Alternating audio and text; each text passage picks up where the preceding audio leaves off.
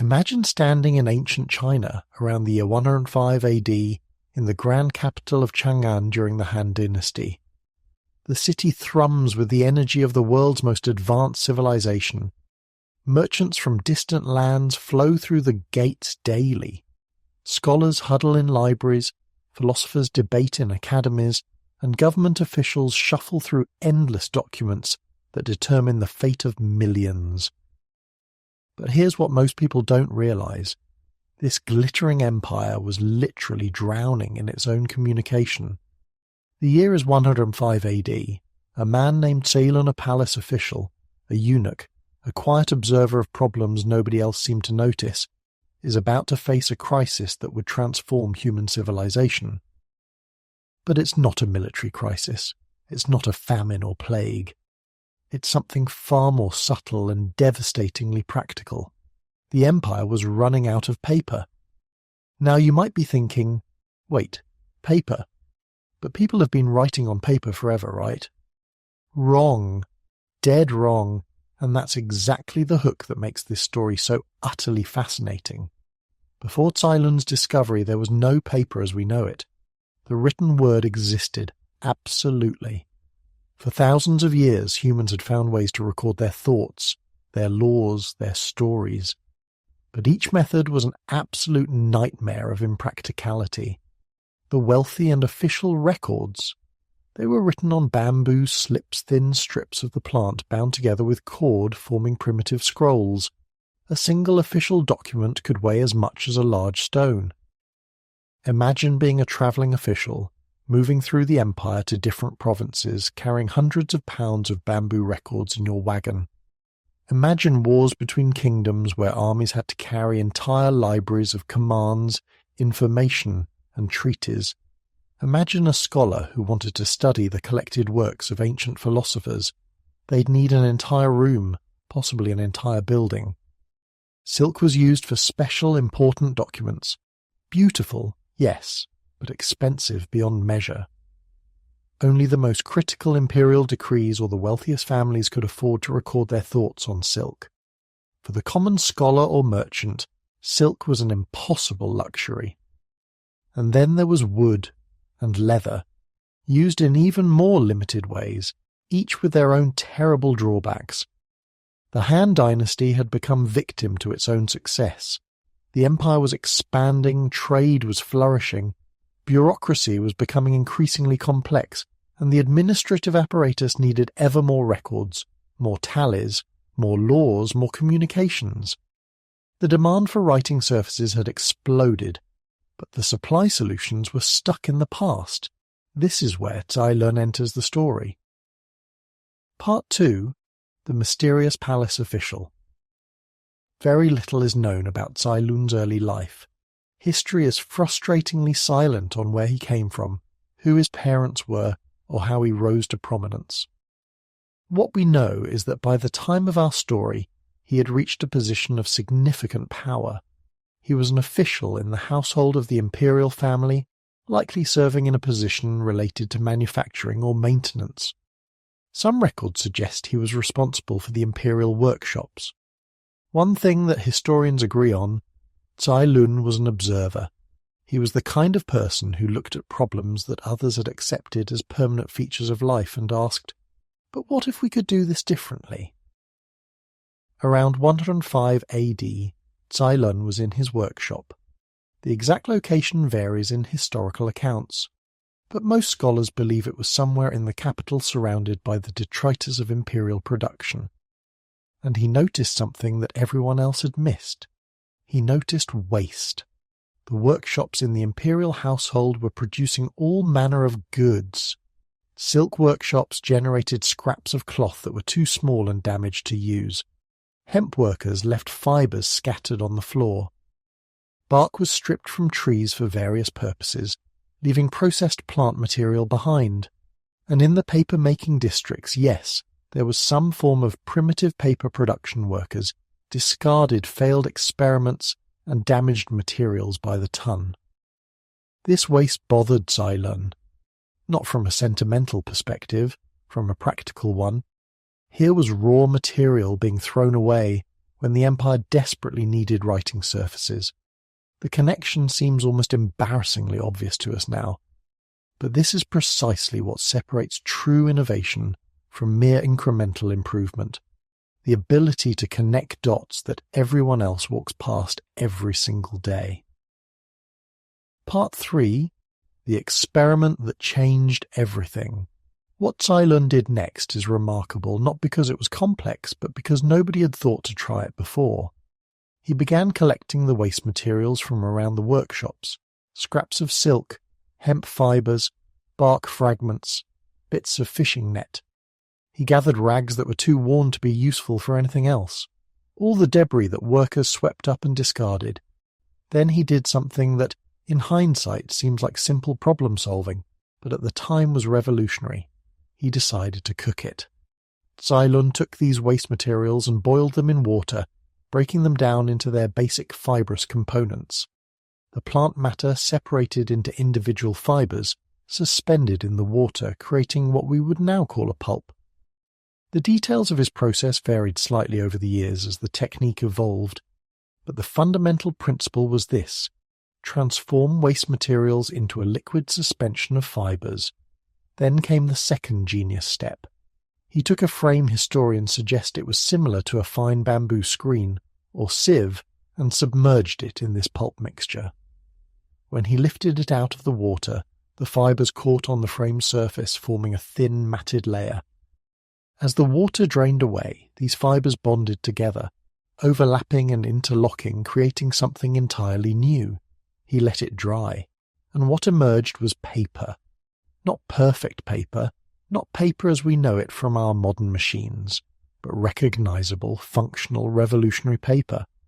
A thin sheet, fibrous, capable of receiving ink, capable of being folded and bound.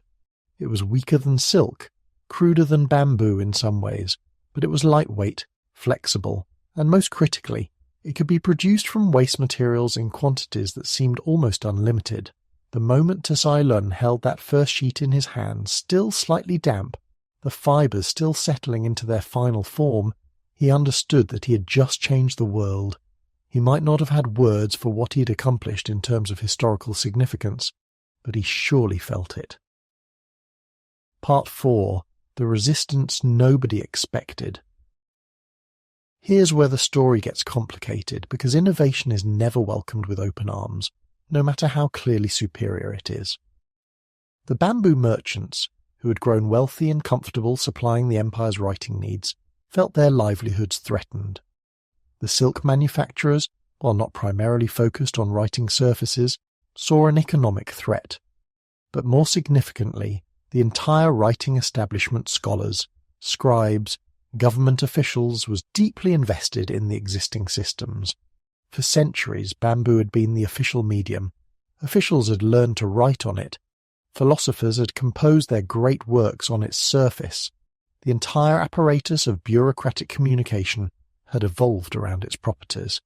To these established interests, paper wasn't an exciting innovation. It was a threat.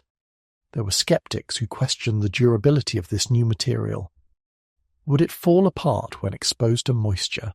A valid concern, though one that would eventually be solved. Could important imperial records really be trusted to something so flimsy?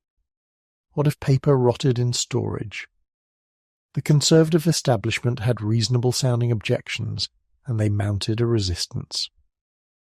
But Ts'ai Lun had something more powerful than perfect arguments. He had demonstrated efficacy and imperial backing. The records suggest that he worked to prove the durability of his paper, that he conducted tests and experiments to show that it could be made more resilient, that it could, with proper conditions, last for generations. By around 109 AD, just 4 years after his initial breakthrough, the Han court officially recognized and began promoting Ts'ai Lun's paper. This wasn't just an intellectual victory, it was an economic one. The empire officially endorsed the technology, which meant it would be used for official records, for imperial communications, for the machinery of government. Once government begins using something, market adoption becomes almost inevitable. Part 5. The explosion of consequences. What happened next unfolds like a cascade of dominoes across centuries. Within decades, paper workshops began appearing throughout the empire. Craftspeople learned the technique and refined it. Different regions developed their own variations, adding different plant materials, experimenting with textures and weights. Knowledge spread throughout China, and with it, the practice of papermaking became increasingly sophisticated. By the 7th and 8th centuries, paper had completely displaced bamboo and silk as the primary writing medium in China. But the story doesn't end there, because once the Chinese had perfected paper, it began travelling the Silk Road. Arab traders encountered it, recognized its value immediately, and began producing their own paper in cities like Baghdad and Damascus. Within a century, the Islamic world had become a centre of paper-making innovation.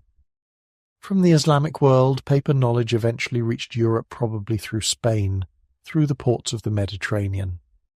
When Europeans finally encountered this technology around the 11th and 12th centuries, it transformed their civilization as profoundly as it had transformed China.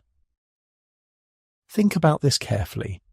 The printing press, which Gutenberg receives credit for inventing in the 15th century, was not actually viable until paper was available in sufficient quantities and at sufficient affordability. The printing press and paper are inseparable partners in history. You cannot have one without the other. Gutenberg could not have created his revolution without the technology that Ts'ai Lun developed more than 1,000 years earlier. Every book you've ever held in your hands, every newspaper that reported history as it was being made, every letter that has carried human emotion across distance, every school textbook that has educated billions of students, every scientific paper that has documented human discovery, every novel that has transported readers to imaginary worlds, every legal document that has established the rules of societies. All of it somehow traces back to that moment when Ts'ai Lun lifted a screen from a vat of boiled plant fibre in Chang'an in 105 AD. Part 6. The Unsung Legacy. Here's the tragic and fascinating part of Ts'ai Lun's story. We barely know anything about him as a person. The historical record tells us that he rose high in imperial favour. He received titles and honours. He was elevated to a position of significant power and influence. But he's not a household name. Most people in the modern world, even educated people, have never heard of him. They've heard of Gutenberg and the printing press. They might vaguely remember stories about ancient China, but the name Ts'ai Lun means almost nothing to the average person. Compare this to inventors we do remember: Thomas Edison and the light bulb, Alexander Graham Bell and the telephone, James Watt and the steam engine. These names are famous because they represent single, discrete innovations that people can point to and understand immediately. This person invented this thing. But Ts'ai Lun's invention is so fundamental, so woven into the fabric of human civilization, that it becomes invisible. We don't think of Ts'ai Lun when we write a letter or read a book or print a document. We don't invoke his name when we read history or science or literature. He's not visible in the way that more recent inventors are visible. Yet his achievement might be among the most significant in human history. Consider what paper enabled: the standardization of knowledge. Before paper, knowledge was precious and rare. Creating a copy of an important text required expensive materials and took months or years. Paper made copying affordable. It made knowledge replicable and distributable. This directly enabled the development of libraries, universities, and the accumulation of human knowledge in accessible forms. The acceleration of communication. Imagine you're an administrator in a remote province of China. You need to communicate with the capital about a local problem. Before paper, that communication might require a messenger to carry heavy bamboo records, a journey that could take months. With paper, the message could be lighter, faster to produce, quicker to transport. The entire flow of information through society accelerated. The democratization of literacy. Paper was cheaper than silk, more durable than earlier alternatives, and capable of being produced in large quantities. This meant that education could be scaled. more people could afford writing materials, more children could learn to read and write. The spread of literacy, which is arguably the most important precondition for civilization itself, was directly enabled by Ts'ai Lun's invention. The development of science. Modern science as we know it depends fundamentally on documentation. Scientists record observations, publish findings, build on each other's work through written communication. This requires affordable, reliable writing surfaces in massive quantities. Paper made science as we know it possible. Part 7. The question of recognition. When we think about great inventors and discoverers, the people who changed history, we tend to focus on the famous ones.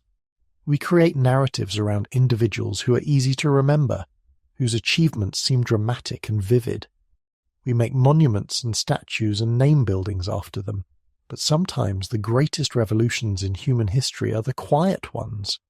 They're the inventions so fundamental that they become invisible, woven so thoroughly into the fabric of daily life that we forget they were ever invented at all. Ts'ai Lun might be the most important inventor whose name almost nobody knows. He took abundant waste materials and transformed them into something that would shape human civilization for the next 2,000 years. He solved a problem that nobody else had even properly identified. He created a technology so elegant and so useful that it would become the standard medium for human communication for centuries, and he did it without the benefit of modern chemistry, without access to industrial machinery, without computers or testing equipment, or any of the apparatus that we associate with scientific innovation. He did it with observation, experiment, and the courage to challenge accepted wisdom about how things had always been done. The next time you hold a piece of paper, really think about what you're holding. Think about the weight of history in that simple sheet. Think about all the documents printed on paper that have shaped civilizations. Think about all the books and newspapers and letters and love notes and children's drawings and scientific breakthroughs that have been preserved and communicated through this material. And then think about the quiet palace official in Chang'an, 14 centuries before your birth, lifting a screen from a vat of boiled plant fibre and wondering if this could actually work. Because that moment, that simple act of observation and experimentation, quite literally changed everything. That is the story of the first human to make paper. That is the story of Ts'ai Lun, and the story of how a single human being working in obscurity created a technology that would become the backbone of human civilization itself.